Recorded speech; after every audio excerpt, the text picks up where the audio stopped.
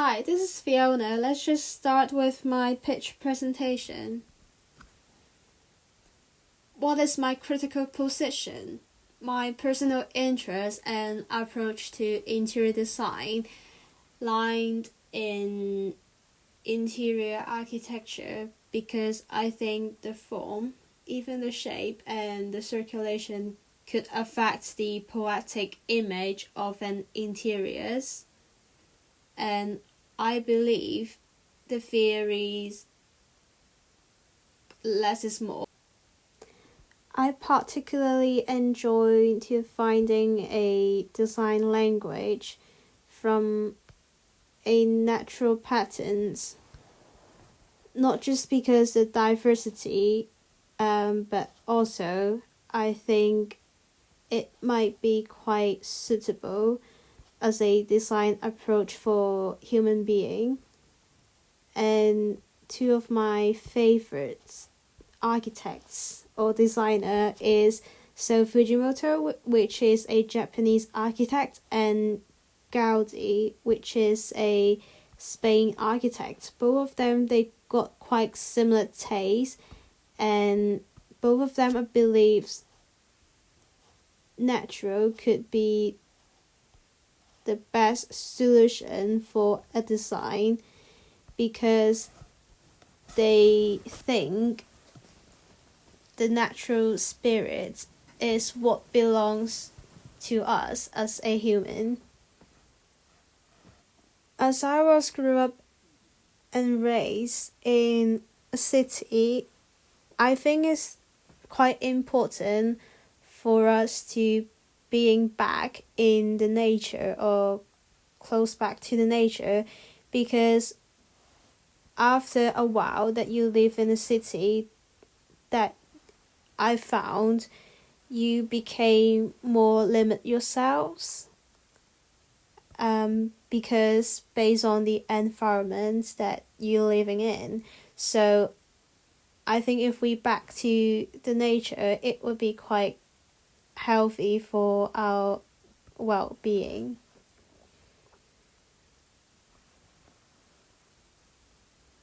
And the second question is, what is my exploratory question? So when I was doing my research, I was thinking about how to embrace ambition through interior design, and does gender role affects by culture as well?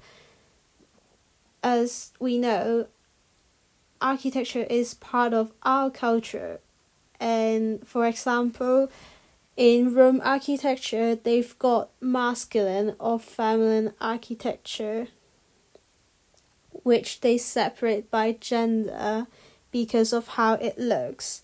And I think it would be quite interesting if I study a masculine architecture from a existing site and put in or insert a new feminine elements to carry on with the building's life and give them a new definition for a gender role shouldn't be the way that they treat women in the past, but they should be embrace ambition in the future.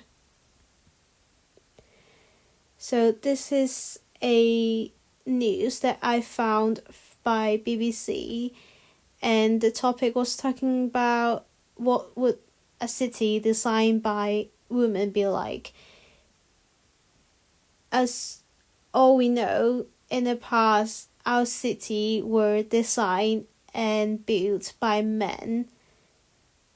So we've got our own stereotype, and nowadays people are literally get more awareness, and I just think everybody needs to consider it equally and think about how each of us using space differently, not because we've got different usage, but as a men or women, we've got different body needs.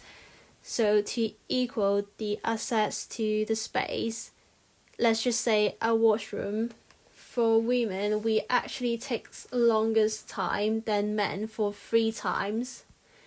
So I was just thinking if we could approach interior design to solve problems or to tell men that actually women got their needs and that how it makes the world are equal.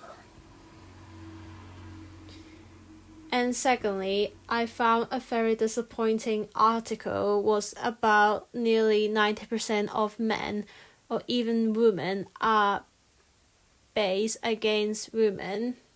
It's just saying even women didn't believe that they could be equal with the men.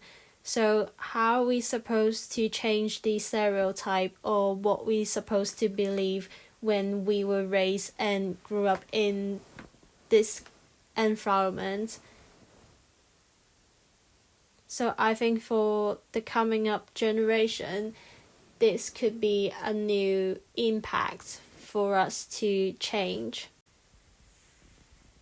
So, what most importantly that I want to say from this project is I'm not being rude or inappropriate, but mostly boys could cry, boys could have feelings, girls could get angry or etc. There's loads of things that we couldn't do or we limit ourselves not to do because of the stereotype is not sustainable for a community to get running in the future. So I think even people in the past, they were talking about both genders should be equal. It's not just how we look at them or how we treat them as ourselves, but as the whole community that we should look at them as equal. And I think from a architecture approach that could be a start to change the world, because how we consider the needs or the usage of the space could actually encourage people to think for the others, not just for themselves. Last but not least, find a suitable site.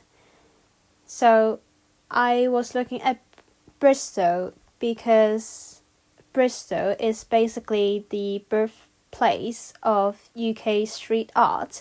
If you know anything about street art, you will have heard of Banksy, the anonymous artist who used his pieces to make a statement on important issue.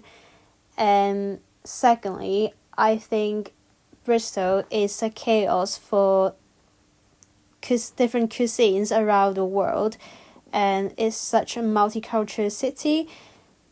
The first thing is to consider the architecture around Bristol and Bath. They've got loads of heritage near the city centre. So the one that I pick is called Temple Church, which located in Bristol city centre. It used to be called the Holy Cross Church.